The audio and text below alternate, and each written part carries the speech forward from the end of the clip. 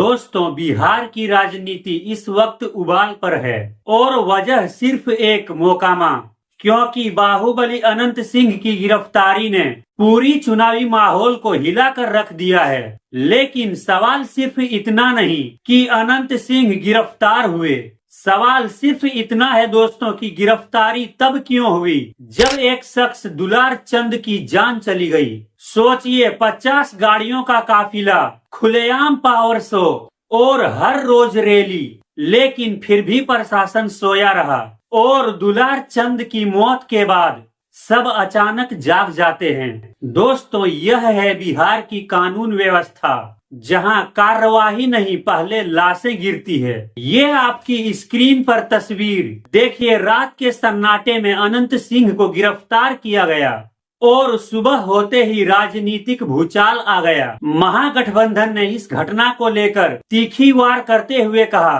Bhajpa JDU गठबंधन अपराधियों को संरक्षण दे रहा है। लेकिन दोस्तों, वहीं दूसरी ओर अमित शाह कहते हैं ऐसी छोटी मोटी घटनाएं होती रहती है, इसे आप छोटी मोटी घटना कहते हैं? एक एएसआई की हत्या और हर दिन गोलीबारी, आपके नजर में अगर ये छोटी घटनाएं हैं तो फिर आपके हिसाब से बड़ी घटना क्या होगी? ये सवाल पूछना अब जनता का हक है। और वहीं दूसरी ओर तेजस्वी यादव पूरी आक्रामकता से जवाब देते हुए वो कहते हैं ये तो होना ही था। सुनिए जरा तेजस्वी यादव क्या कह रहे हैं। देखिए, ये तो होना ही था, ये तो स्पष्ट था। जिस प्रकार से घटना हुई है, अंजाम दिया गया है, तो ये तो होना ही था। लेकिन प्रधानमंत्री जी आज आ रहे हैं। आज भी देखिए, बिहार में, रोहतास में, आरा में पिता पुत्र की हत्या कर दी गई। लगातार जो है महाजंगल राज की स्थिति बिहार में बनी हुई है। कोई ऐसा दिन नहीं बिहार में जहां गोलियां ना चल रही, ये प्रधानमंत्री जी को नहीं दिखता है। आप सब लोगों को बता देना चाहते हैं कि हम लोगों की सरकार जो है बनने जा रही है, महागठबंधन की सरकार बनने जा रही है। 14 तारीख को रिजल्ट आने वाला है।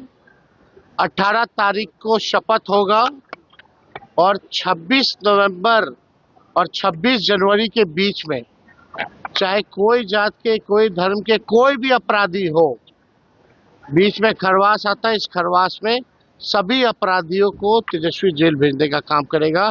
सख्त से सख्त जो है कार्रवाई की जाएगी। और फिर मोकामा में तेजस्वी यादव के प्रचार पर जनता का भीड़, और भीड़ खुद बता रही है लहर किसके साथ है। देखिए जरा मोकामा में तेजस्वी यादव को कैसी प्रतिक्रिया मिल रही है। जनता खुद चिल्ला रही है रोजगार चाहिए। चुपचाप कैसे मिलेगा? कैसे मिलेगा? कैसे मिलेगा? कौन देगा? कौन देगा नौकरी? अरे है जरा पटना मिले के चेक मोकामा से करेंगे। कौन देगा नौकरी? नौकरी चाहिए कि नहीं चाहिए? और सबसे बड़ा सवाल चुनाव आयोग की निष्पक्षता को लेकर। आचार संहिता लागू होती है, बावजूद इसके महिलाओं के खाते में 10,000 का लाभ। चुनाव के बीच में 2 किस्तें जारी होती है। दोस्तों, विपक्ष कह रहा है ये वोट खरीदने की कोशिश नहीं है तो और क्या है। मुख्य चुनाव आयुक्त ज्ञानेश कुमार कहते हैं हमारा कोई पक्ष नहीं, सब बराबर है। मैं एक बार स्पष्ट करना चाहता हूं कि चुनाव आयोग के लिए न कोई पक्ष है न कोई विपक्ष है, सब समकक्ष है।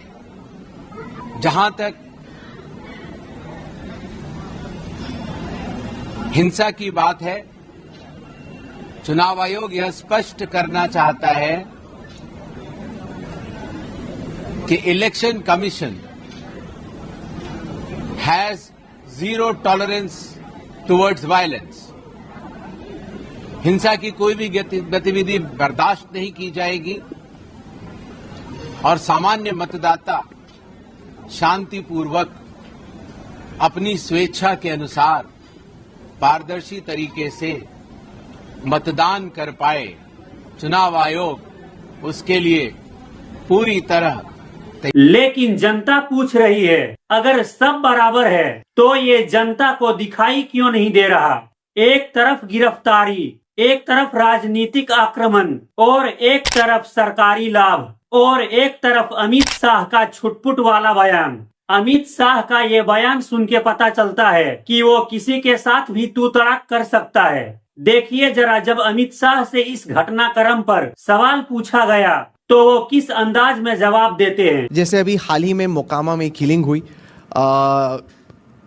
जो प्रत्याशी हैं जन स्वराज के पीयूष, उनके लिए जो बाहुबली थे वो कैंपेन कर रहे थे और दिन दहाड़े उनकी डेथ होती है। तो इस तरह की किलिंग्स तो अभी भी हो रही हैं सर।